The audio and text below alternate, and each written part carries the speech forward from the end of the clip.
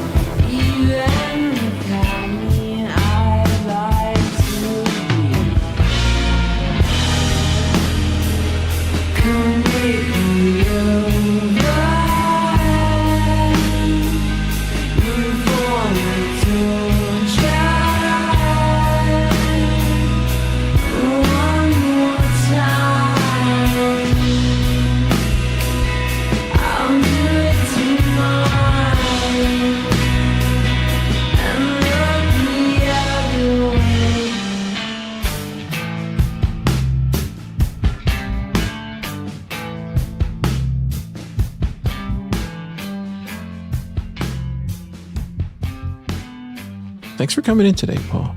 Thanks for having me. Did I ever tell you this? I think I did. I always tell you this stuff. You have a way of calming me down. Really? Yeah, just like being in your company, like when it's just like me and you together, or we're just like in a room or something, or we're talking, just me and you. I feel like much more calmer than I do with like any other person. But like if it's like me, you, Tony, and like somebody else, then that doesn't happen. Tony just ruins everything. But when it's just like me and you, I just feel like really calm and at peace. I don't know. I don't know why. Why do you think that is? Well, that's a very nice compliment. I believe I'm a pretty good listener. In the sense that when I'm listening to somebody, usually I'm putting myself in their shoes. And so I definitely have experiences where people talk to me and feel really comfortable talking to me. And like they all of a sudden kind of start sharing like about their life or like some of their backstory or like how they got here or why they ended up in this situation, whatever.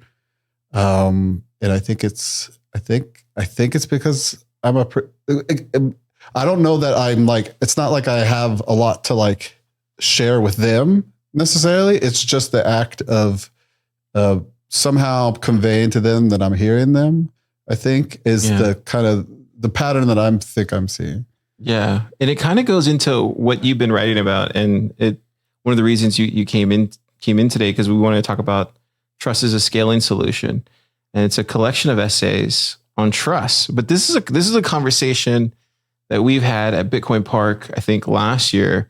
I forget for what event we were attending, but I think we were just in the Citadel Dispatch recording room, and I was like getting set up for RHR that day.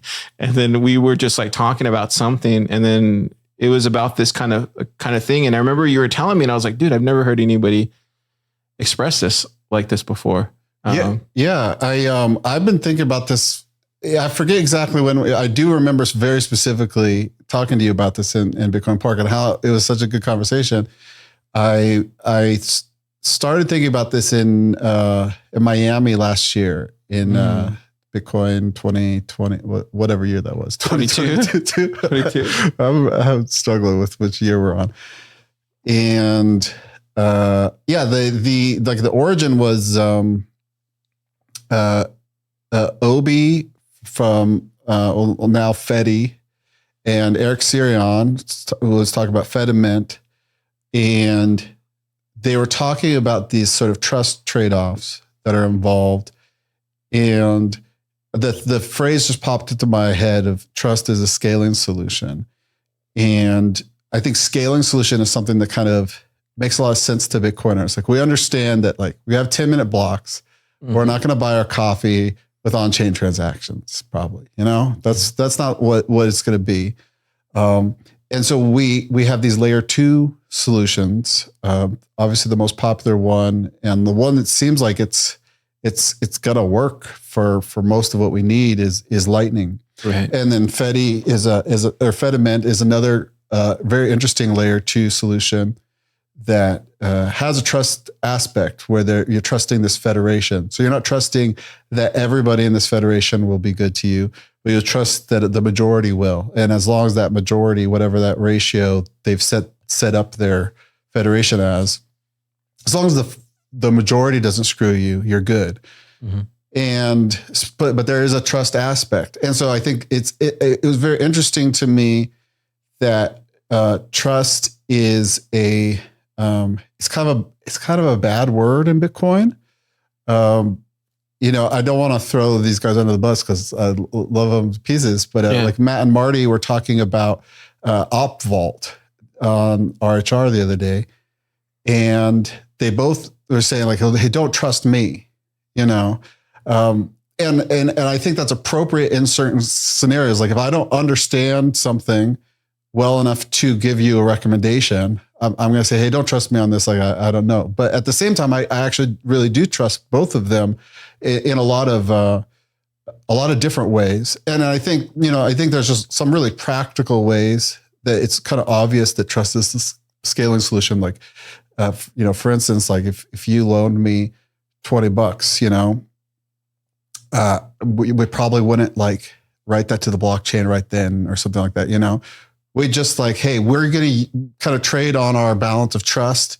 And you're just going to like, one, either assume I'll pay you back or that you can handle the financial hit if I don't pay you back. We're just going to use trust to kind of scale this monetary system.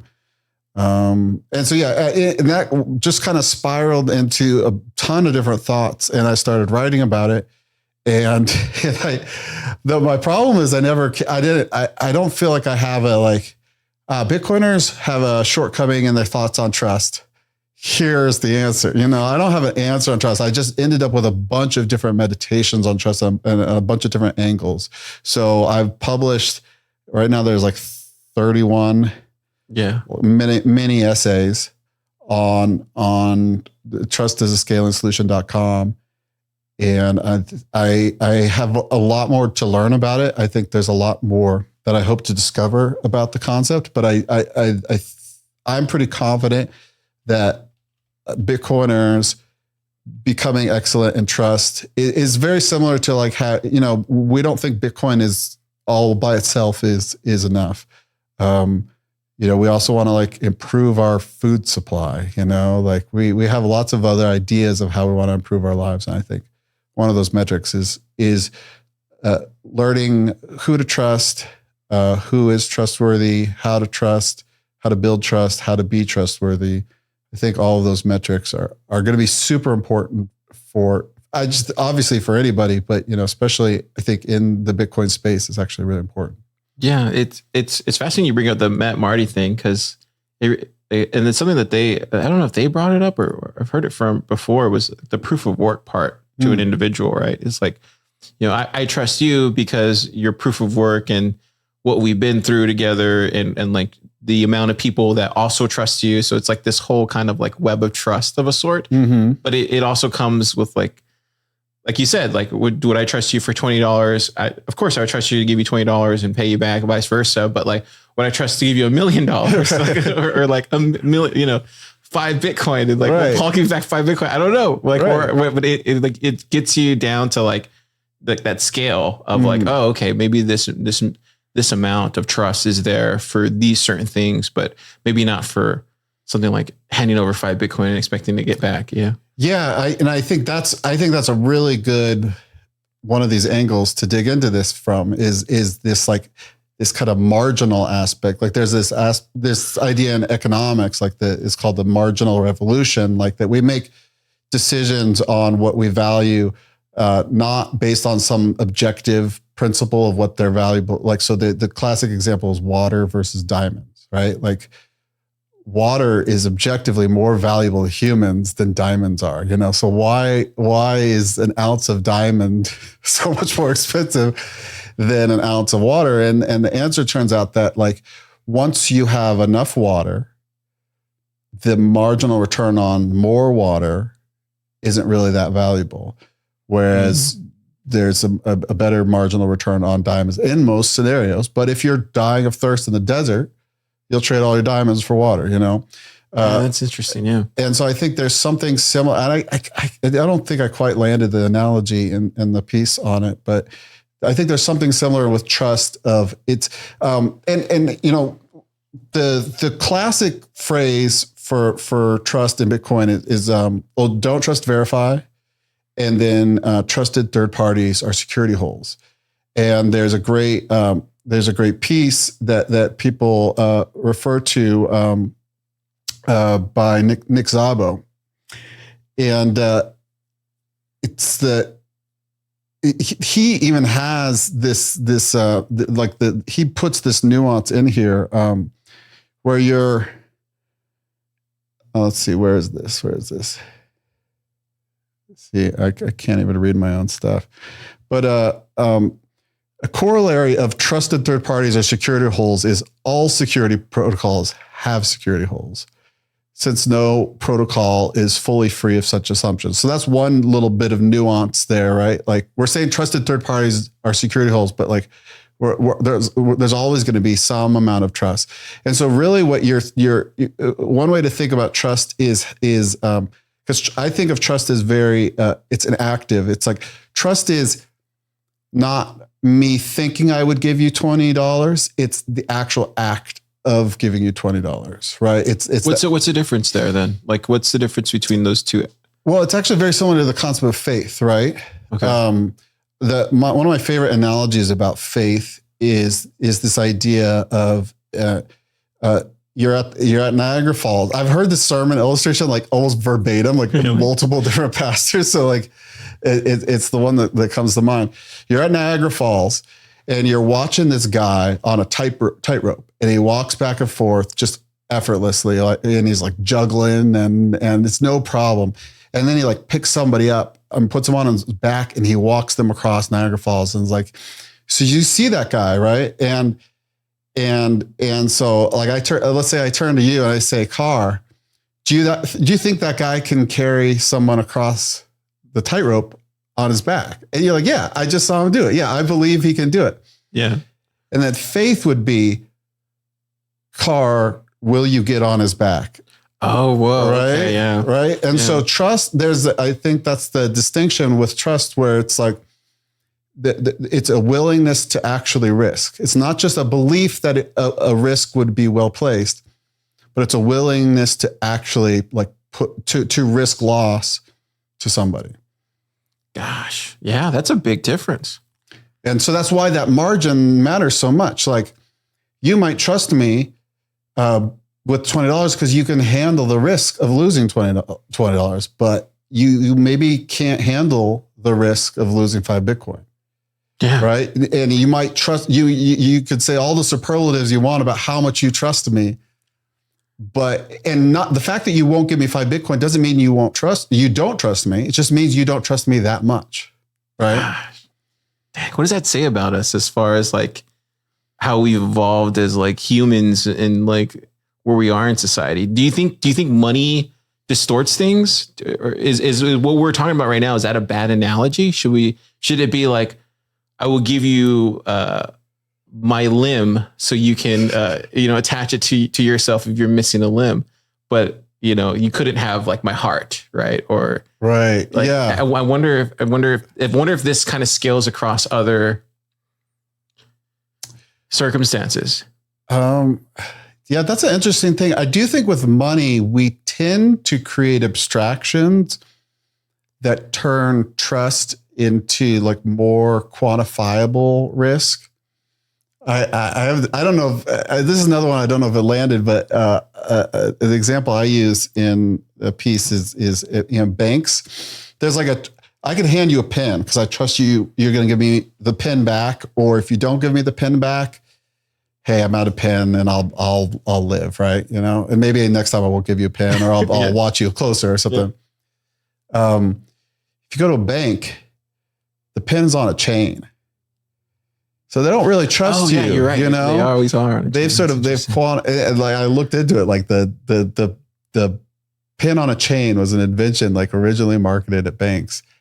And so, a bank, it doesn't really trust you that you're going to pay back in some sense. I think there's probably some nuance there. Like it's more like a quantifiable risk. Like they can insure it, or they're looking at a pool of various people, and like I can loan all of these people $100,000 to buy something, and I'm assuming 70% of them will pay me back, and they'll pay me enough interest, and the fact that I'm printing money when I do the loan anyways. Yeah, I'm okay with losing. So I think that's very different than trust in the sense that you're not really putting yourself at risk of harm, which I think is more what interpersonal trust is. But yeah, I think there's obviously a lot of other metrics of trust. I'm trying to think. Like, I think one way you like if you're married and you go to work and your wife is at home with the kids, right? Mm-hmm. You trust her to take care of the kids, right? You are in some sense risking the livelihood of your kids, yeah. Right? Like, but that's not automatic, but that is a pretty essential aspect of life, is that you end up in these, highly trusted relationships where you put something that you really couldn't ever, you don't want to even imagine the loss of, right? But that's just part of life, is that you do trust things that trust people. Yeah. The other really interesting, because it's interesting you say something like that, because we do that to our parents, to our brothers, to our sisters, to our close friends, and sometimes it's to our own detriment sometimes. And sometimes we feel like we're codependent on them, right? In some situations, like in some relationships. And in that situation, I wonder if trust is the right word with that, or is it more of a reliability of individuals in your life, right? Like, well, what do you mean? I'm thinking what I'm trying to say is, like, when you're born and you're like a kid, right? Mm-hmm. And you have your mom, and like you trust your mom that she's going to tell you everything's right. Like she's going to feed you, bathe you, clothe you. And you don't even question it. Like right. It never even becomes a question. Right. I'm trying to say is, like, is that on the scale in this related to what we're talking about today? Is that on the scale, or is that something that's absolutely, that's reliance, right? And there's a risk of betrayal there. But it's also, perfectly healthy and normal for a kid to be dependent and to be trusting their parent and to be reliant on their parent. I've been trying to come up with like a good version of what does it mean for like fiat trust, right? What's the bad version of trust? I think part of it, and it really relates to parents, like the because I said so. Which obviously, like, a parent is just going to reach some like level of frustration at some point. But when you are asking someone to trust you without being willing to put in the work to build that trust, you're asking for just like a kind of a trust by decree. And so the government obviously asks for that a lot. And if you think about it in those terms, like I think there is, and I didn't get into this at all, so this is a good like line of questioning. There's a desire to relinquish the work, right, of verification and good judgment, and just say, you know what, I'm just going to trust that they know what they're doing. Right. I'm just going to trust that they're right. Think of gaslighting, right? That's like a classic form of abuse where you want to believe, you'd prefer to believe that this person who is actually harming you and lying to you, you prefer to believe that they actually have your best interests in mind, because it just sucks to finally admit that they don't, and what a sunk cost, and so a lot of relationships continue that shouldn't, because you don't want to let go of trusting that person. Yeah, that's a real thing, dude. Even in business too, it's a real thing that not wanting to face the actual truth that everybody else sees but you. It's but when it comes to past, it's kind of hard to ever go back to that, right? Once you kind of get the wool that's covered over you, once it's pulled off, it's kind of hard to ever not see that. Yeah.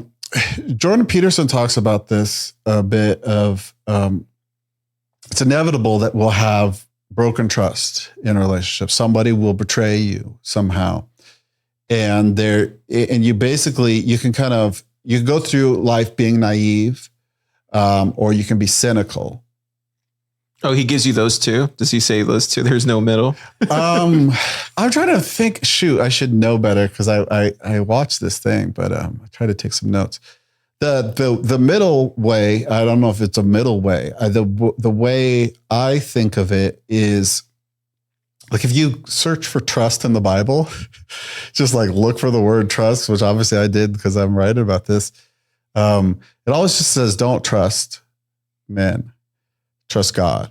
Mm-hmm. And so I think as a Christian, there is this ability to say, like, hey, I am not ultimately trusting anybody. Yeah, exactly. This is what we were talking about in Nashville, was this very thing right here, is that when you say that you trust me or you trust somebody else you're actually putting that trust in God. Right. Right. And so, like Jesus has this stuff like turn the other cheek, right? Mm-hmm. Or somebody, forget exactly what it is, like somebody takes your walking stick, give him your coat too, or whatever it is, so it's like, not only when you are betrayed, do you not lash out or become completely cynical, but what a Christian has is this abundance that, like, there's no margin, or maybe there's ultimate margin. I forget, I'm bad at this analogy, but you can't actually harm me. Right. The Christian thing is like, death, where is your victory? Grave, where is your victory? Death, where is your sting? Like, you could kill me and you betrayed my trust, but so like you haven't ultimately harmed me in a way that is, in some sense irreparable to me. I haven't lost. And and I think that's actually a big, going back to when trust is betrayed, the opportunity to rebuild typically is, and I've tried to read up on this and I think it's still a little unclear. There's like some, like my pastor gave me this whole discussion on the topic of like infidelity in marriage, for instance, right? So like you have two Christians, one spouse cheats, but still Christian wants to repair things. How do you go about that? How do you rebuild that trust? There is, so that's kind of there's one obvious reaction is, okay, I trust you. I'm going to watch you like a hawk. Right. Which is, totally valid. Right. Like you probably should, pay attention. But that's not really going to rebuild the trust. So what you have to do is sort of dollar cost average, you have to extend a little bit of unearned trust. You have to put a little faith. And I think, rebuilding trust, it's definitely bidirectional. So, but you have to extend a little bit of an opportunity for that person to prove themselves trustworthy. And if they do prove themselves trustworthy in that small thing, you can extend them a little bit more. And so it is possible to rebuild trust. And I think Christians have a great advantage because they, in some sense, have less to lose, or they are in some sense less. It's not the right term, like less easy to be harmed somehow. Yeah, it's interesting. We have grace to spare. Yeah, exactly. Yeah, like my ex-wife. There was a lot of stuff back and forth, and we don't have to go in that today. But you do lose that trust with that person, right? But I think now these days, like I've given her a little bit of trust, and like now we're like friends, right? Where we can actually like talk and not like have like full on, arguments or even like bring up the past at all. But I think you're right. You have to be willing, like for me as a Christian, I had to be willing on my side to at least extend that olive branch to her and say like, hey, we should be able to, talk at least about these things. And I think having at least doing that makes things easier all the way across, just like with everything. And then you come to learn that like, yeah, man, you can hurt one another, you can betray one another and all these things. But at the end of the day, it's still good to like show these people grace. Right. And and it's just good for peace of mind. Like, right. Yeah. Like there are some people that I know that like literally will hold on to like, being scorned or feeling like somebody got the best of them or whatever it was. And it's always so sad because it's like those people just don't know how to forgive. Like they don't know how to just like let go and let it be. And I think for Christians, and I can speak on this. I feel like for me, I've always been one of those people that I will always extend the first apology if one is needed and try to make things right. Yeah. Because I think it's just better for peace of mind at the end of the day. Like it doesn't cost you to apologize or, Yeah, we're called to be peacemakers. I mean, bringing it back to Bitcoin a bit, I think it's interesting. Again, this Opvault situation, right? So there's a new soft fork proposal, and that is naturally bringing up all the unresolved drama around the last soft fork with Taproot. And we have these inscriptions coming up. Yeah. So tell me about that. Cause that's a whole, but just for people, just to get them up to speed on what's going on. Inscriptions were introduced because of Taproot, or it was just if somebody. Inscriptions technically would have been possible. It would have been a different format. So SegWit had original SegWit added this like witness data aspect to Bitcoin transactions. And so you could put amount of data into that witness data, but it had a cap. It was like 80K or something like that. And Taproot removed that cap, which just, Taproot had a lot of changes. It didn't remove it. SegWit, the original SegWit transactions still have that limitation, but Taproot original SegWit is SegWit V0 and Taproot SegWit V1. And so if you are doing a Taproot transaction, you only have to follow Taproot's rules. And so it doesn't have a cap. So you can put as much data in the witness as will fit in a block. So now we're talking about four megas as the as the inscription people talk about it. And that's just one of those things. It's kind of was under the radar, is very surprising to people as an implication of there was a lot of changes being made for Taproot. And Taproot is going to get us, I think so many valuable things, and there's so much innovation happening based on it. And so I'm really happy we have Taproot. But people who feel like they trusted the devs, and also hate 4 meg blocks or 4 meg JPEGs on the blockchain, feel like they were in some sense betrayed or let down by the devs. Like, why didn't the devs scream from the rooftops about 4 these 4 megas incoming, right? If that was the implication, I think it was surprising to a lot of people. And I think it's really interesting. I mean, very few of us, myself included, are technically adept enough to personally verify a soft fork and to understand all the implications. So while we are working on a system that has the least requirement of trust that we can possibly imagine, and I think that's exactly appropriate for money. It's a kind of a base layer for the economy in a lot of ways. Right. There's still a lot of trust involved, especially for someone who is not a C++ and cryptography expert. You need to find what influencer or dev or rabble rouser, who are you going to trust to tell you, which way to go? Because in some sense, it's not a democracy, but in some sense, soft forks, kind of to my understanding, and it's a little fuzzy, and it kind of changes every time because there's drama every time there is a soft fork. Yeah. It's kind of like hey, if it's basically unanimous, then we'll do the soft fork. If there's a strong enough, even minority that doesn't like it, then we might not. And so, we haven't had a soft fork since Taproot because there hasn't been obvious unanimity on any given soft fork. And there does seem to be a lot of people who like OpVault, but we need it needs to be a very strong majority, and it might not be the right time for it. It sounds like because of what we saw with inscriptions. You think?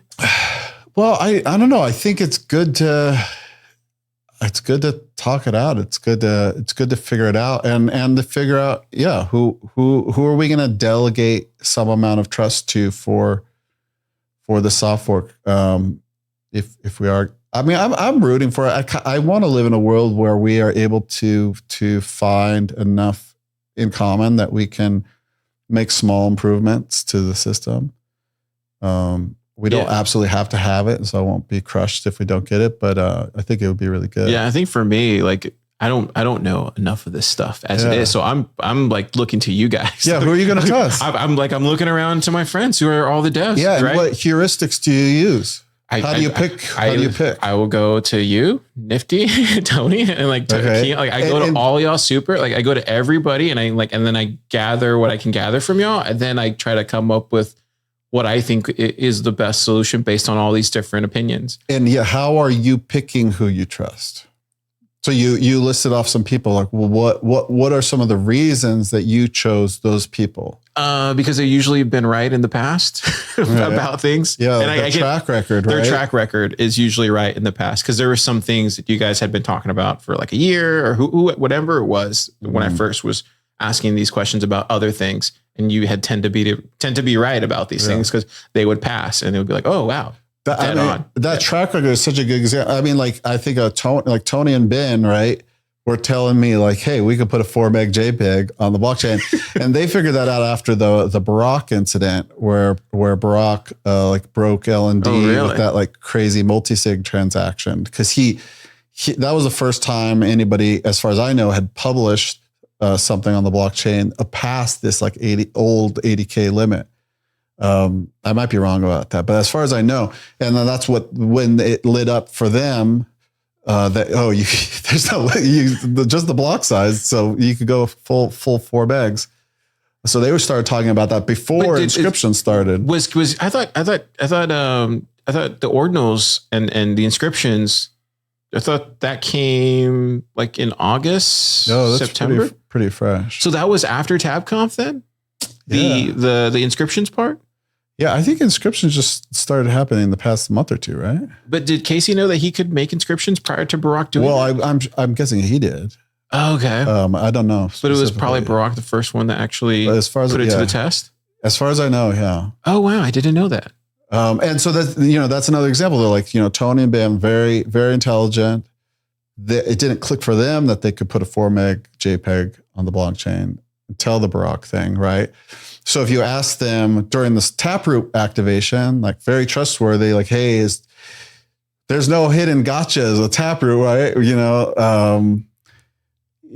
They might not have brought this up, and maybe they would have. I'm not sure. But I think that's interesting. Of who to trust. I do think that track record and being right in the past. I mean, that's why speaking of trust, like I have so much trust and respect for Matt and Marty because of their track record, their consistency.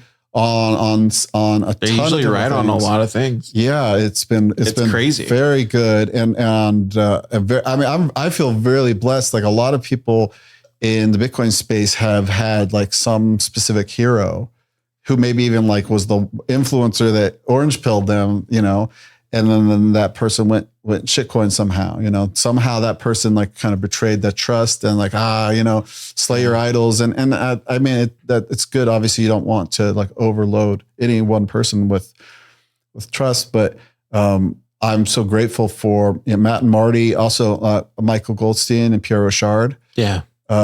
Their consistency from so early on of how they've talked about and understood Bitcoin. And it's like, I love it when people seem like they never have to pivot. And it's like people and it's not because they're stubborn. It's just because people end up realizing they were right and pivoting to them. Yeah, dude. It's really beautiful. It's hard. It's hard to know. And then there was one of those things where I used to always ask Martin, I was like, what are you guys going to say about this? Like before, like in the week, like, what do you think about, like, I would just go to him, just like random stuff. And he would be like, you see? Like, it was just like one of those things. Like, I was like, what? So like, you guys are meeting beforehand talking about these things? Like, what's going on? I just never knew. Like, I just didn't know until it was like live. Every once in a while, they would talk about some of these things before the show and stuff. But yeah, because I think sometimes you just got to wait and see for most of this stuff, right? Sometimes not making a comment at all is better than making a comment too soon. What do you think about this whole Nostr stuff? Do you think we were at ABDC the other day and then there's conversations around like we're at peak Nostr. Like as far as like everybody is just singing praises about it. And that kind of scares me a little bit because it's like, oh, are we at peak Nostr where everybody and like, so I need to take a step back because now it's feeling like it's everybody swimming to this one side of the pool. And it's like, wait, hang on a second. Why are we not? What's like, it just makes you question, at least for me. Yeah, that's really interesting. I mean, that's another like kind of trust heuristic. Like, well, everybody's doing it, right? Yeah, and you probably have a well-earned skepticism of that trust heuristic. It's like, oh, sometimes when everybody does something, that doesn't mean it's good necessarily. This is where I think we are with Nostr right now. I'm not saying it's bad or good. I'm just saying like that's kind of what I'm noticing now. I mean, I've found it personally very validating. Like I really like Nostr. I mean, I got into Bitcoin because I was interested in decentralization, like just the decentralization of all things. And this idea that centralized control is actually kind of like an inefficiency. Like if you think of like a command structure of like an army, and there's like a general up the top of the pyramid, and he commands like 5 dudes, and they command 5, all the way down right to the leaves of the tree. And you got 1 million leaves on the tree of individual soldiers, right?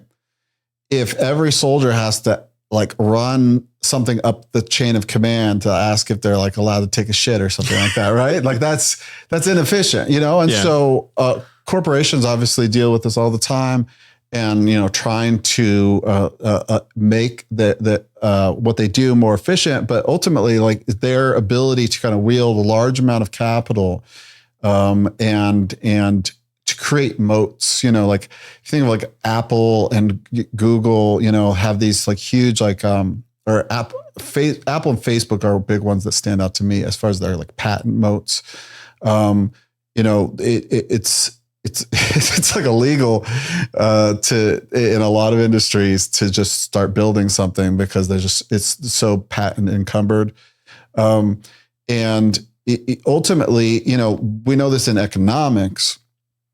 You want individual decision making because only individuals understand like the subjective value in the actual instance when they're judging the trade-offs of like which cereal do I buy, only in that actual moment. And so if you have a command and control economy like the Soviet Union, this is an example of like predictions come true. Like there were a lot of economists who thought like, the Soviet Union is going to beat the US because it's centralized, so it's more efficient, right? But Austrian economists understood that centralization is actually an inefficiency in the economy. So anyways, sorry, a bit of a tangent, but so yeah, I was just very interested in decentralization of everything. So I got interested in Ethereum, right? Ethereum was promising to like decentralize all these like social networks and stuff like that. Yeah. And, but I just kind of dug in enough and thankfully it was technical enough to understand that it just doesn't scale. Because it really is too centralized. You're not going to put Facebook likes on a blockchain, right? So this just doesn't, Ethereum has not solved this. Ethereum has not decentralized this. So this just doesn't work. And so I got into Bitcoin and here I am. But I always wanted to find a good way to decentralize like social media. I think Nostr is it? It's the best one so far. I think it's a lot better than Mastodon. And I think it's almost so simple that it might be the simplest possible thing. So I don't know what you could really take away from it and you wouldn't have anything, right? And if you added something, I don't know what you would add to it and you might like overcomplicate it or something like that. It's possible that Nostr erred on the side of too undefined, too simple, because there's all these like different nips now that like, it's really simple to get up and running. I mean, I think this is one of the beautiful things about it, how attractive it has been to devs. To build on it, right? Yeah, I think that's actually a really good metric for, hey, this might have legs because, seeing something that, I always have dreams of getting here with Lightning. I don't think we are quite yet where, if you're a full-time dev, you do like I have just so many of these on my hard drive. So like maybe I'm just projecting, but like you have a burst of energy to do a little side project. And you've been thinking about this for a couple of weeks and you think of, I could try that cool new tech in it. And I'm going to do it like this. And so you start on a Saturday with that burst of energy and you maybe get a great little chunk done. Right. And then maybe one other session, like maybe on Sunday or maybe like a weekday night. And then like, that's all you ever do on it. Right. So like, what can you do in what is basically like 2 serious sessions of development? Like what can you build? And you could build a Nostr client. You can build a Nostr client in that first session. Right. And I want to get there with Lightning where those little side projects are shippable, right? Like it's so easy to integrate with that's shippable. So those side projects are because Nostr at the base level is so simple. Those side projects are really shippable, and so we see so many different developers that made relays and clients, and I think that's very exciting. I mean, that reminds me of early Twitter. Because early Twitter had a really open API. So there are tons of people making interesting different Twitter clients. Interesting. I didn't know that. Yeah. And eventually Twitter, for whatever business reasons. They closed their API? Yeah. They really, really closed it down. They ended up acquiring one of the best mobile app experiences. And they just slowly kind of starved the API. But this API can't be shut off. And so there's so many different little things that you could build with this. I mean, the one thing it doesn't solve, not the one thing. One of the things that stands out to me that doesn't solve is the media, right? Yeah, that's the thing that I think I miss the most from Nostr is the GIFs, is being able to upload an image or a video. Right. We're gonna need some kind of like CDN. So like, if you're going to make, let's say you wanted to make a YouTube replacement, right? Like Nostr actually gets you a lot of the way there. You know, the post, right? The note is the post of the YouTube video, right? And then the replies to the note are the comments below the YouTube video and the likes. That's all there. But where is that video hosted? And so like maybe we like, you know, start using BitTorrent for that, or I don't know what that truly decentralized YouTube looks like, but it's very possible. There was a project though. I don't know if you remember this. There's a project maybe like 2 years ago called BitSwarm, and it promised just that. I don't know if you remember that, but it was during a like P2P kind of torrent type thing. Yeah. I mean, it makes a lot of sense. And the beauty of Nostr is that total lack of walled garden, and that somebody put it really well. It's like, imagine there's like 5 social networks, right? They each have 1 million users, right? But they're each siloed, right? If they switch to Nostr, they each have 5 million users, right? Yeah. And now what if I want to start a new social network? Do you start a siloed one, or do you join? You join. Do you join? And so it's easy to build on, and you get network effects for basically free. It's kind of a wild world to live in as a builder. That's why it kind of makes more sense for like Facebook and or at least, I mean, Meta and Twitter just to adopt it. Right? I don't know. Right? Doesn't it make more sense? Because then they can swallow everything. I mean, they won't do it. Yeah, I don't know what I would do if I was CEO of. I mean, I would say right now, if I was CEO of one of these companies, I just wouldn't see it as a threat at all. Yeah, obviously. Yeah, it's still small. And at the point that it felt really competitive, it's like, adding compatibility is not that hard. Even if Twitter just had a relay on Nostr, and you could connect your Twitter and your Nostr account to the same thing, like even just something as simple as that, you don't even need to, full on implement it, but just creating a bridge of a sort, or I don't know. Yeah. To me, it makes sense. Obviously. We're kind of extrapolating like what the ifs in that. Right. But I think that, that long run story is that ultimately, whatever protocol it is, if there is a decentralized protocol, this is again, part of the kind of my thesis early on of like decentralized wins. It's like, it's harder to build, takes longer to get there, but you can't uninvent it. Yeah. You can't put can't put the genie back in the bottle. Like that's how I feel with Bitcoin. It's just, you can't rewind time, and Bitcoin it's not been discovered. It's just, we need to adapt to the world where this idea is real. So can we talk about Mutiny? Is that okay? Oh yeah. What do you want? Yeah. What's up? So tell me about the, you guys have implemented, it's kind of a little small little Nostr thing. Because I was finding out the other day that I can get notified via Nostr when the wallet's coming and all that stuff. And then it shot over to my DM and stuff. Like doing something as simple as that. Was that very hard, or was that pretty easy to implement?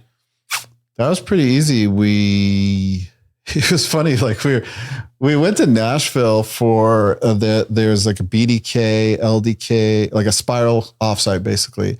And so we're building on top of BDK and LDK. So we wanted to be around those guys, and that was really great. But whenever I go, I don't know why, when I travel, I have this vision, like I'm somehow going to like have these serious times of sitting down and working. But of course you go to a place where there's a bunch of people, you just end up talking to people all the time. And so you don't, we were there like all week. And then finally, I forget, it was like Saturday or something. Like we just locked ourselves in a room upstairs at Bitcoin Park and just busted out this wait list. Oh, nice. So it took, I don't know, we started early afternoon and we ended up having a late dinner. So it wasn't zero time. But yeah, we just kind of busted it out. Do you think y'all implement more Nostr stuff into Mutiny, or will it be very just only for specific needs at the wallet? I think one thing that's very interesting is Zaps. And one thing we'd thought about for a while is, I think in Nostr, if Nostr works, it's going to be a kind of big win for kind of the idea of social payments. So if you take Zaps right now, you could easily turn those into a fee. And shoot, I wish I could. It's like Zap Life or something like that. Yeah. ZapLife. Pablo made it, I believe. ZapLife.lol, I think. Is that it? That's it. Yeah. So this is like there's a feed of Zaps going on, like from who to who. It's also a really good like discovery mechanism because you can look at the top notes by total sats or by Zap count. So I think this is really cool. But I think another thing you could do is have a more subjective view, kind of like a Venmo. So anybody you're following. So like I don't necessarily care that what random people are zapping. I care what my friends are zapping. And so seeing what they're zapping, I don't know if this could be built with Nostr or some other way. Another thing I'd really like is being able to see if other people are doing like value for value, like with podcasts. Like in that Spotify, I don't know if it's so funny. Like I deleted my Facebook account, but like years and years ago, I linked Facebook with Spotify, and Spotify to this day still shows me some friends of mine from Facebook on your Spotify, on my sidebar, and I see what they're listening to. I follow you on Spotify, and I see wherever you're listening to all the time. Oh, sweet. Yeah. Oh, sweet. Yeah. But I never see the Facebook friends that I used to have. I don't even know how to follow you. It's buried in there, dude. Okay. Yeah. But yeah, so that is a very interesting kind of discovery mechanism. Obviously in the Nostr context for these notes and stuff, but also for podcasts or videos, whatever people are sending boosts or streaming sats to. I think that would be fun to see. I think there's also, I don't know if this would be a Nostr thing either. And I don't even know if we're going to do it for Mutiny, but it's a thing that we've talked about of like social payments, like think of like a group chat. And like, let's say you're, it'd be fun to like stream any podcaster I've talked to. I don't know. Do you do value for value? Yeah. Any podcaster I've talked to about it just loves the dopamine hit of getting all these notifications. So I think you guys are just barely realizing kind of what we've all realized. Podcasters have realized for a while now is like, getting stream sats is pretty freaking awesome. Feels so good. But so like, what if you like, could you just like make it rain on a buddy? Like you're just like, Hey, I want Carr to have a good day. I'm going to stream him 10,000 sats, like some of them, like 100 sats a minute. Somebody please. I'm going to set it up 100 sats a minute. And it's just, he doesn't know when it's going to stop. And it's like, no way, it's still going, that kind of thing. That'd be awesome. I think, but also just, think of group chats, like, settling up a bill or like, like being able to like see who's like paid in yet, like, I think there's a lot of UI, UX, there's design that can happen around payments integrated with social stuff, which is also really kind of ironic because, like, obviously, the genesis of a lot of the Mutiny stuff was privacy, but this is not necessarily private. The Venmo feed is famously kind of a privacy leak, but I like the way Tony always puts it. It's like, privacy is about selective disclosure. And within, groups of close friends, it's really fun to sling each other some money, to settle debts and maybe make some bets with each other. I think that'd be fun. Like in the context of a group chat, like two people making a bet against each other and everybody can watch it happen and see the results. There's something to be said about maybe this is where the next generation of Bitcoin wallets are headed, right? Where they're just more social now. I think it's possible. Right. Well, I mean, I feel bad for ragging on them because I love what they do, but the Bitcoin Design Guide, right? They're initial Bitcoin wallet example has like a contact list in it. And it's like, well, what is backing that? Like, what is the technology under this contact list? Like are these, Bolt 12 is not ready yet. We don't have a good static payment identifier, which is, a possible, good criticism of the way Nostr is doing it is with LNURL, which I think is fine. Lightning address. I think it's good to build on right now, and like, why wait for something magically better? If, when, I don't know when we're going to get Bolt 12. Talk about that. Talk about what we were talking about the other night, though. You had mentioned like there's no reason why the NPubs couldn't receive zaps. Was it you that mentioned that, or was somebody else in the audience? Oh yeah, do you remember that? Well, if you think about it, so what is LNURL, right? It means I hit like a REST endpoint, like a web. I do a web thing, right? And I ask a web server, hey, give me an invoice. And then that web server is the thing that has the secret knowledge that's required to talk to a Lightning node, get an invoice from the Lightning node and give it back to me, right? So that's all LNURL is it's just sort of a bridge between, it's a lot easier to talk to a web server from a lot of these applications. So let's just use that. Like Bolt 12 is trying to do a very similar thing natively on the Lightning Network. So my Lightning wallet will send a Lightning message, onion message over the Lightning Network to your node to get the invoice. So that's using that communication method. But so my thought was, well, is there a way to, I send you what is ultimately basically a Nostr DM asking for that invoice, right? So just use Nostr as the transport. So the LNURL is the web transport. Bolt 12 is the Lightning transport. What if I use Nostr as the transport to request that invoice? Yeah. So, I mean, that seems possible. That would make it really social too. Yeah. And ultimately, that could be built inside of a wallet, especially like with contacts or something. Right. So now if and again, I'm not speaking for the team. Like this is something we're discussing. Yeah. But if we go down this route, I do think that could be potentially like a really nice way to have a contact list and, be able to push you payments. Dude, that'd be sick. Cause I want to make it rain because think about it. Like, right. We're all going out to eat or something like that. We're all in a contact list for dinner tonight. Yeah. And then we just settle in our wallets. Yeah. And then it's not even a question of us even asking, to like, hey, you know how we do it now? It's like, oh, hey, can you send me this? Yeah. This? Like one monkey has to generate all these different invoices and show to each friend at a time. Yeah. Like, and somebody goes like, oh, I don't want to do it. I'd rather pay fee. But this way we're just like, boom, boom, boom. The wallet. Yeah, that makes sense. Yeah, you put it in the group chat, right? Mm-hmm. Like, here's the total bill. Everybody pay your fair share. And then it just names and shames the asshole that hasn't paid yet. Exactly. And everybody could give him shit. Exactly. That's exactly what we should do. Oh man. Yeah, you're right. I think that would be a beautiful experience. Oh man. And yeah, so we have a lot to build, but I sure hope we get to something like that. Yeah, man, I'm excited.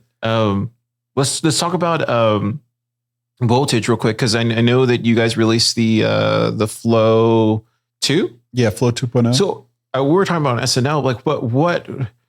I know there's a lot of things that had to happen to get there, but for somebody like a pleb, just trying to set up their first node on Voltage, trying to do a BTC Pay server, all those things, does this make it easier for them to get liquidity? Yes and no. Okay. It's sad that so far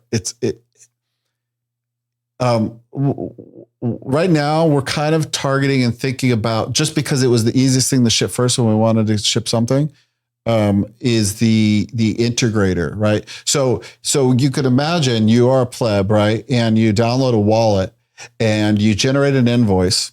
And when somebody pays that invoice, under the hood, that wallet maker that we call like an integrator, is kind of the term we use for that person, has wired that up to this Voltage Flow 2.0 service. And so they get this wrapped invoice from Voltage. And when that invoice is paid, and that's what your wallet displays, when that invoice is paid, Voltage opens a zero-conf channel straight to your wallet, right? So now you as a pleb, right, without understanding it or thinking a lot about it, have a self-sovereign, and this is what we're going to use for Mutiny. You have a self-sovereign Lightning wallet node that has liquidity. It got inbound liquidity from Voltage, and also the payment went through. So you have all those sats immediately available for you to spend, right? So if you think of it from that perspective, it became dramatically easier for you to get liquidity. And one of the things we want to do, but have not done yet, is like wire this up for like our BTC Pay server customers. Yeah. Right. So you should be able to show up on Voltage. You'll need to create a node, which is just a button click, and you have to choose a name, and create a BTC Pay server and associate those two. But you don't have to worry about managing liquidity. Once we light this up for BTC Pay server users. The reason why the answer is mostly no is because to actually use this service, there's some things you need if you have a Core Lightning node, you need to run a plugin, which is not that hard. A lot of Core Lightning users are more technical anyways and are used to running plugins. But if you have an LND node, which is what Voltage is, and it's also mostly what people have like on Umbrel or whatever, you need to run this like separate program that helps, because zero-com channels it's not safe. That's a trust, back to the trust. You can't just accept zero-com channels from any random person on the network, which most of our nodes are set up so that they do accept random channel opens. But you can't do that with zero-conf, because you're trusting that person until the channel does confirm, right? So it's a zero-conf there's a term that people don't like zero-conf use but it's basically that transaction that opens that channel is in the mempool, but it's not in a block, right? So you're trusting until it is in a block that they're not going to double spend that or something like that. Yeah. So you can only accept zero-conf channels from nodes you trust. So you need to kind of run the software to help LND know to trust the Voltage node that opens these channels to you. And so it's a technical burden that is not that hard, but if you're talking about like what is the easiest way to get liquidity to your node, it's just probably having to run that software just is enough of a UX burden that I'm not really recommending it yet for that kind of use case. Yeah. But hopefully if it's just a button where you turn it on, and it just works, which I hope we get to, I think it's going to be amazing, because all you have to do is create a node and you get an invoice from that node. And when that invoice is paid, you have liquidity. Right. And especially for the merchant use case where you mostly want that inbound. Yeah. You just need inbound. That's solved. like Topher set ours up today on Voltage, or not today, I mean, this week. And then we were setting up the BTC Pay server, and then the whole question of liquidity came in. But it'd be much easier just not having to worry about the inbound. Yeah. And not so much the outbound, but just the inbound. It's the biggest kind of, because if you think about it, like there's tons of like small to medium-sized businesses that just need inbound to accept Bitcoin payments. And we're still, Yeah. So I think we're really close there. If it's helpful for people, it's very similar to how Phoenix and Breeze work, right? They do the exact same, like opening a zero-conf channel to you just in time to make a Lightning payment go through. The cool thing that we're doing here is that it's available to basically anybody's node. So we've kind of made everybody's node a Breeze or Phoenix wallet if you can kind of overcome the technical hurdle, and hopefully we'll make that a lot easier. And so just everybody's node, if they want it, can work like a Breeze or Phoenix. Yeah. And that's also coming back to like the, trust as a scaling solution, right? Like even with companies like Voltage, right? Like I have a certain amount of trust for Voltage because of the people that work there and the track record and the proof of work and the commitment that they made to the community. Mm-hmm.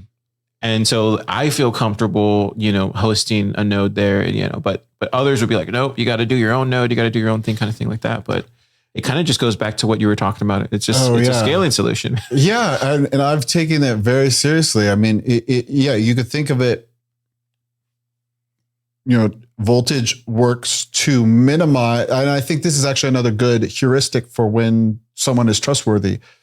Are they working to minimize the surface area? So Voltage, you do trust Voltage when you use it.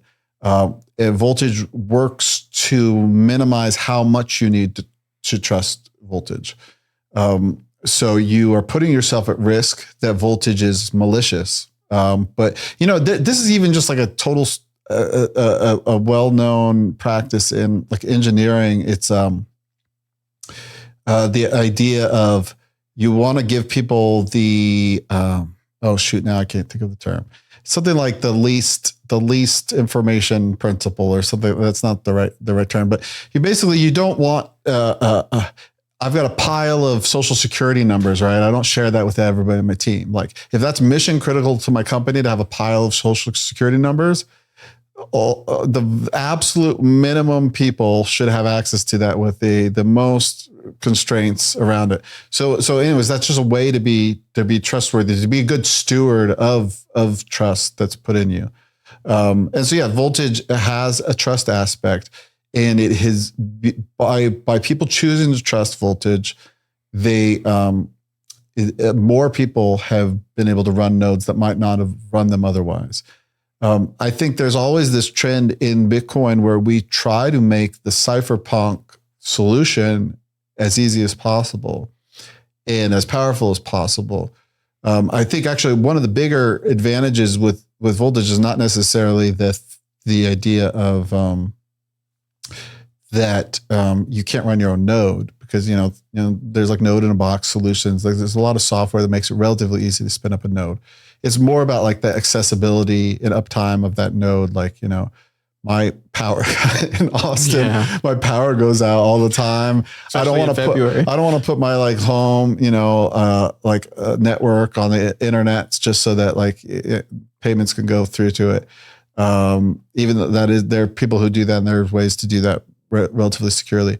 But for an enterprise use case, it makes a lot of sense. And enterprises are kind of used to being in these kind of relatively trusted solutions, trusted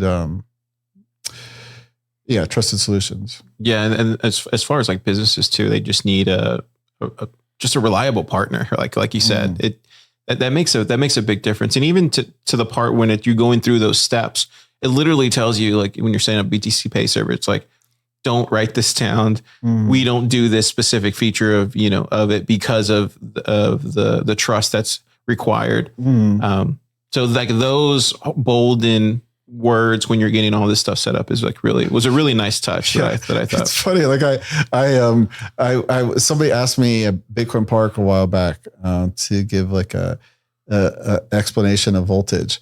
And I don't know why. I just ended up kind of like basically doing all the caveats. It's like, oh, here are all the things. Here are all the ways we could screw you over. But like, I've just become more and more convinced that that's just a very important part of trust is being really upfront with the risk. Yeah. Like not trying to hide the risk because and there's also and this is a terrible way to go here because I'm not trying to imply anything about voltage, but there's also the aspect of mistakes with trust, right? So there's betrayal where I'm just an asshole and I just took your $20 because I'm an asshole. And then there's like, I forgot to pay you back. Right. And it's interesting. There's like actual like trust literature about the introduction of mistakes because there's all these like game theoretical ways to like model trust and stuff. And you basically like one game you could play is like you like we have some way of like we both win if we're both good, right? If you're bad and I'm good, you win more, right? Kind of like Prisoner's Dilemma stuff. If we're both bad, we both lose, right? So there's ways where you can start out a game like that. And these are like simple kind of thought experiments that like scientists come up with. I don't know how valuable they are, but they're interesting to think about. You start a game like that where I'll trust you as long as you stay trustworthy, right? And so we go back and forth and I trust you. So we're just winning, win. And all of a sudden you push the red button and you screw me over, right? And so I lost that one. You won more on that round, right? So what should I do next? Should I always hit the red button now and always not trust you, right? Forever? Or should I have some sort of grace where I like, let me think that was a mistake for now and like try again, like keep going and see if you will, recover or not. So anyways, that's an interesting thing to think about, but it's important to, and I think this is why I have so just so much less than zero trust and respect in our government, because think of all of the wild conspiracies that have been uncovered about, like, just take the CIA, for instance, Oh, Lord. Have they ever apologized? I have one of my pieces in the collection of essays is about Edward Snowden, where I just found this because I was just looking around for trust, people who are writing about trust. And this guy was, at the time of the Snowden revelations, he kind of outlined, here's what would need to be done to rebuild trust, right? Oh, did he really? There was somebody that sent that to the government? Yeah, it was just somebody on the internet just wrote a blog post, but it seemed relatively, I forget exactly who it was, but it seemed relatively well respected and known in this space. Here's what they would need to do to rebuild trust. They'd need to, say exactly how much information they're gathering from the American people, say that they're not going to do it again, show how they're going to safeguard not doing it again. You need you need an apology. You need some transparency. Here are the things that you need to do to regain trust. And none of that has ever happened. Snowden is still a enemy of the state that can't come back to the country that he was a heroic whistleblower in. And so that idea, there's so many. It's one thing to make a mistake, and the government is human, is composed of humans. Of course, it's going to make mistakes, but to not be able to recognize, apologize, adjust for mistakes is a pattern that my entire life that I've seen especially in our federal government. And it's just totally unconscionable. It's not a human way to act. It's a best just a bureaucry, but it's basically a monster. I don't know. I take more of a measured approach to like this sort of talk. I think I'm probably, I don't speak on this subject very much. I don't think I ever have, just on Thriller.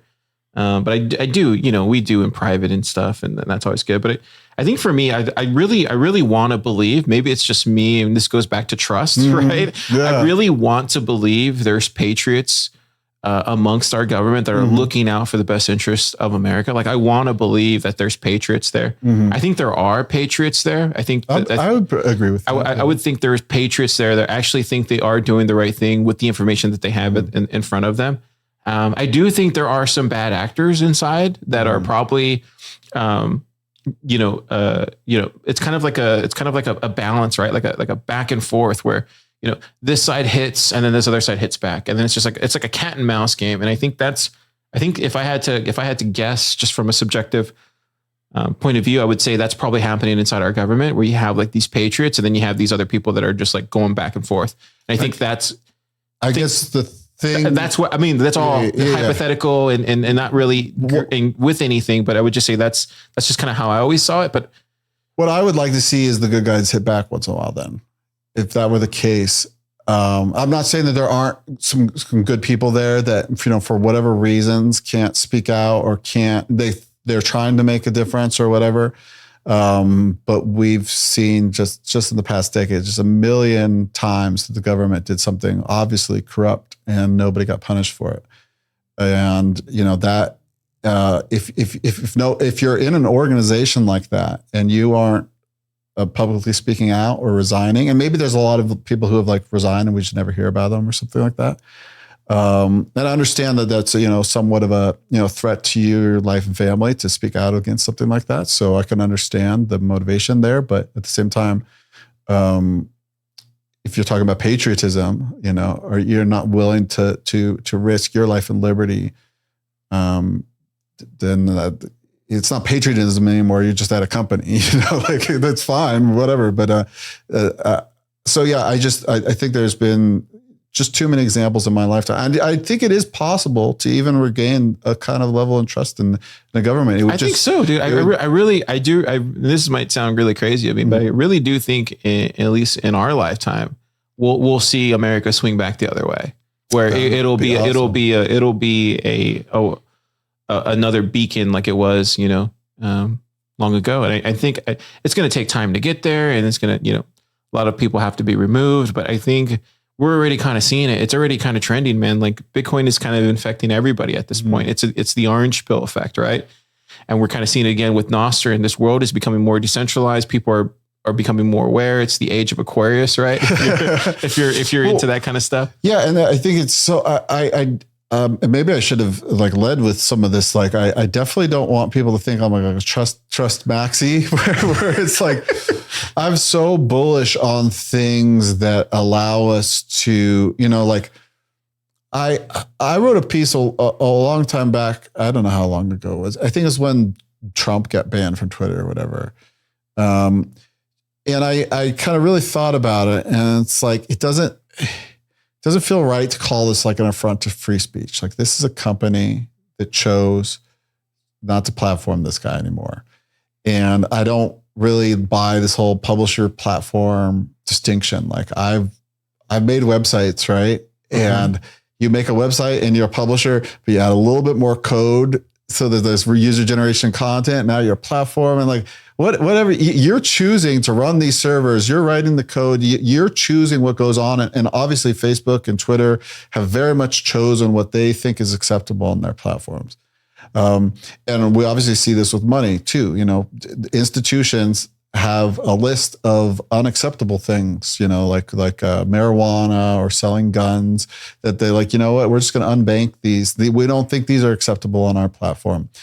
And there is something just so miraculously freeing about it. It's way less fun when it's like, hey, here's another bank, and we like guns and marijuana, or here's an alternate social platform, and we like it when you say MAGA or something, whatever it is, that is way less interesting than like, hey, what if we obsoleted that? Like, what if we invented a thing that couldn't be stopped? Which, is also scary in some sense, but it's funny. Like, you have all these different choices, for social platforms, right? And they allow you to say different things, but they all run on the internet.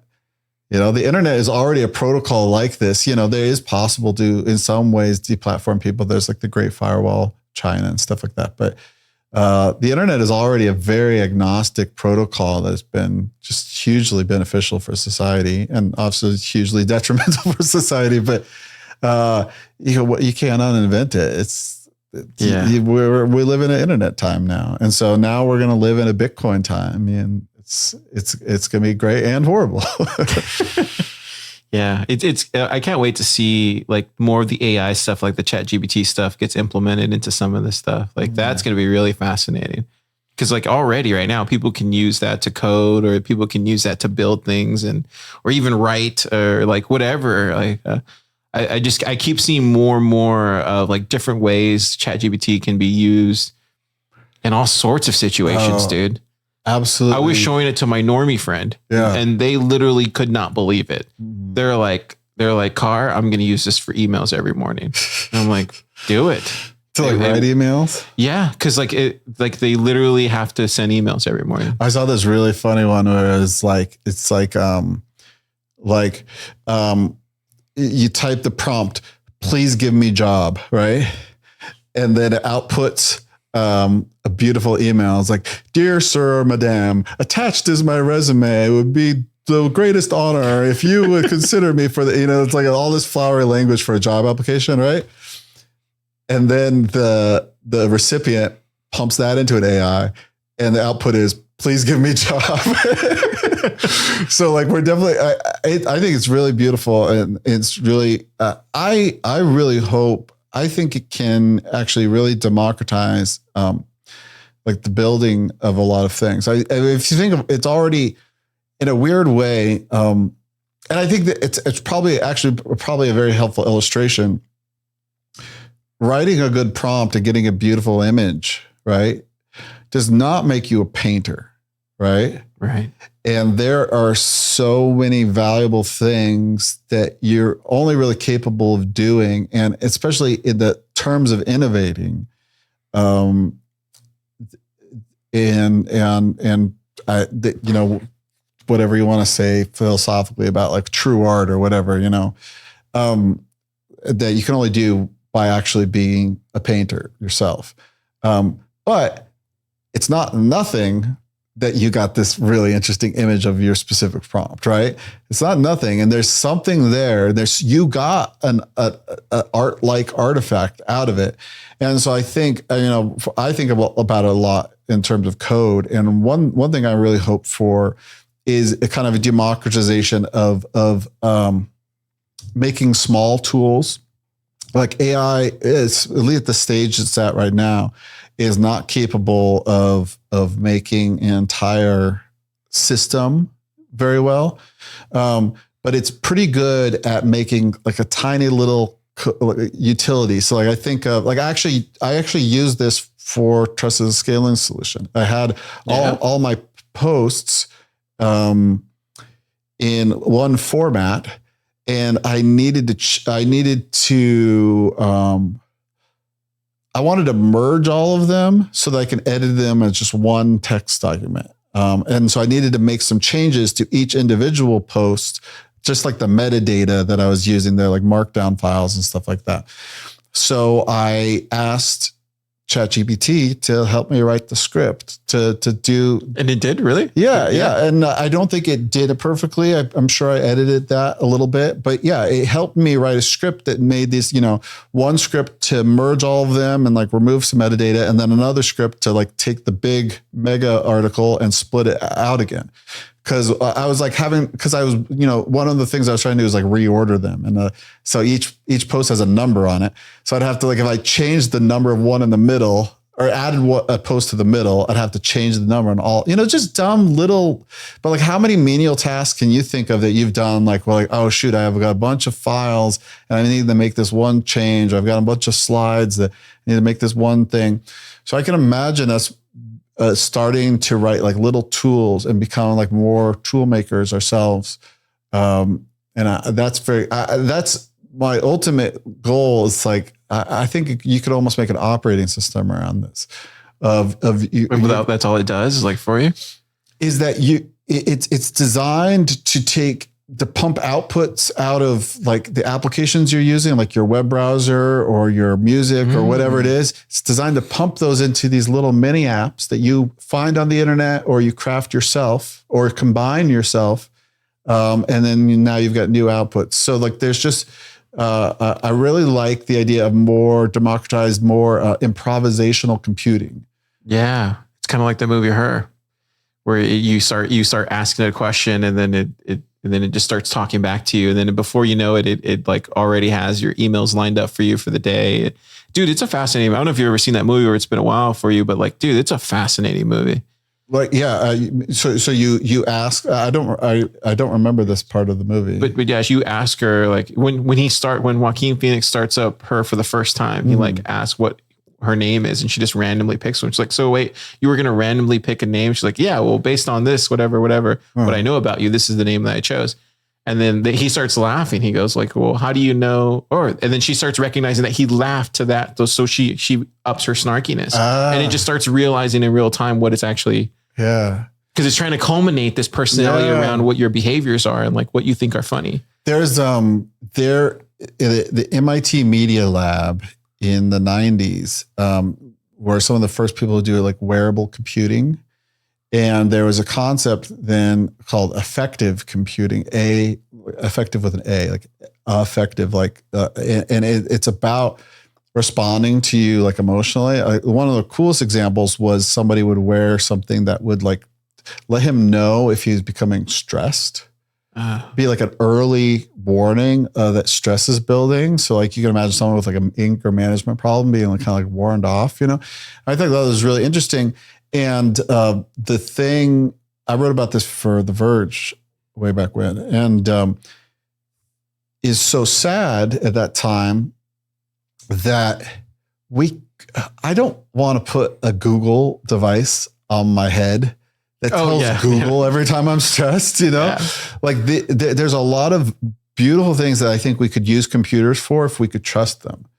And I think to trust them, you can't, there's certain things that are sensitive enough that you can't just pump everything. You can't pump like a continual feed of a camera in your bathroom to Google. Right. And Google says, hey, we promise we won't look at you naked. Right. Like that's just, there's no getting over this hump. Like that's just not a total non-starter. And maybe you never want to design a device that has a camera. Actually, that's a terrible example. Please don't put a camera in your bathroom. But I think there are kinds of this personalized computing that could be possible where the data to truly stay local. Like this is a device that I trust, that the data is local to this device. There's also this personal area network was a concept that they had in the wearable. So this is not a network that's meant to go wide. It's meant among the devices that are on your body. And they're just communicating with each other about you for your benefit, right? Not for Google's benefit, not for Facebook. It's not so that someone can give you ads. It's just because you want to know something better about yourself or something, or be a more effective, more personalized OS. Yeah, it definitely feels like that's probably where it's headed. It's interesting that you're able to.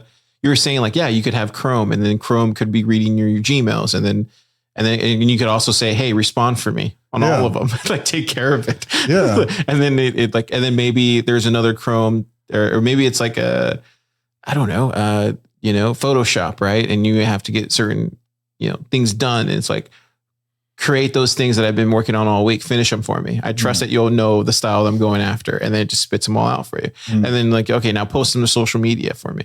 And like, you already know how I write. So just like, it just starts being your AI assistant on that could bear that future is very close, man. Like it feels very, I mean, maybe not the operating system part, but like these microservices or whatever you're going to call this OS thing, it's close. We're pretty close to somebody who does this. Anything that feels like rote work, anything that you could easily imagine if you knew a developer, like I could have easily written that script without help of AI, right? So it took me a little longer.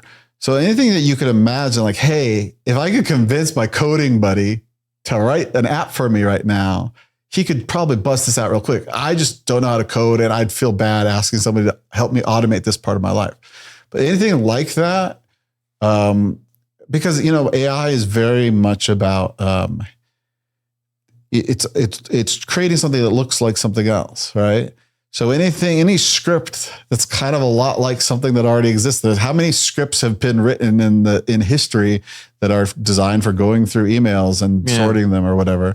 So if it looks like something else, then that's probably pretty doable by an AI. I don't know if finishing your designs is very doable by AI, but here is a bunch of different social media sites I have to log into and then post to. Like that seems like it totally seems like it could be a thing. And then guess what that does though, Paul? Like it gets people back in front of each other like we are today, talking to each other, because we're no longer having to work on these things, and now it's more collaborative, and now it becomes an even more human way of living. I think I call me crazy, but I think AI actually gets rid of a lot of the menial tasks that we would be otherwise be spending doing, when we can actually be closer to one another and talking to one another. We're not all working like on Sunday night to get something done or Saturday evening, but we're spending time with each other because AI is doing it for us.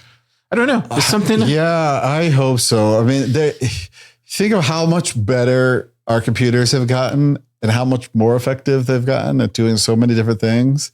And I don't think any of those things has ever felt like it reduced the time I spend on a computer. But I think about that, it's just kind of an obvious thought for anybody in technology is like, am I building technology to serve technology so that we have more technology, so that the technology is better, so that we can make more technology? It's like, am I just part of like a dumb circle? I should just like quit and like become a farmer?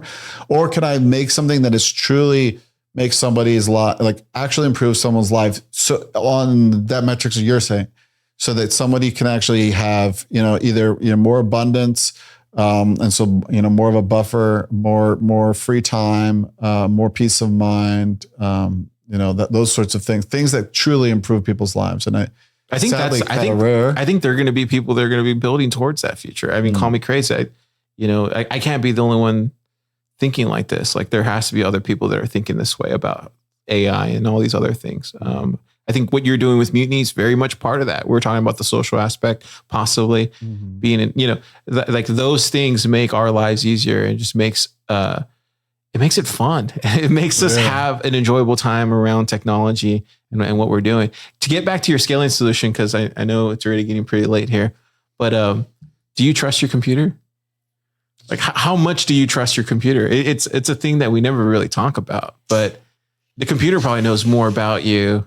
Or no, maybe your phone does, but it's like, it's interesting though. Like, I mean, that's one of the things, that I am pretty, like, don't trust, verify is just too simple of a statement, because there's just like, let's say I took some source code and I printed it out for a source code for an operating system. Took some source code for an operating system, printed it out, read it line by line, retyped it into like a fresh, empty machine that has never had anything but the most minimal software on it, and compiled it myself, and then put that on a brand new piece of hardware. There's still just like a million more things that I haven't verified about that system. On the chips, and so like but I actually actively trust my computer. It's one of those things where only to a certain extent, I mean, that's obviously one of the reasons, people have hardware wallets, for instance. I don't trust my, like I wouldn't put my 24 words on a computer, right? I don't trust my computer that much. But I trust it enough. And so I try to, it's all about like trying to minimize like the ways in which it can harm me. So like trying to minimize how much I put in there. And that, that's obviously like, I mentioned I quit Facebook a while. That was one of those ones where I can get away without using this. So just try to minimize my attack surface. Let me get rid of Facebook. There's definitely people I know in the Bitcoin space that have done a lot more work on this to go much further. For instance, I think a really great thing is like Graphene OS for the phone. Again, it's not perfect, but it's the furthest we've got as far as a mobile operating system that's functional, but also with a real mind of security, privacy, especially security is their big emphasis. It's tough. I don't know, man. Like but I use my computer, so that means I trust it enough to do the things I use on my computer. And I have to kind of come to terms with, I mean, I don't know if you feel like this. I felt like this for, I don't know how long. It's like anything that is on my computer, I assume someone could probably be seeing it right now. So like anything I write down, any link I click, whatever I do, I hope that it's not the case, but it's very possible that there's a guy in the NSA checking it over, Hopefully he's a patriot. Hopefully he's a patriot.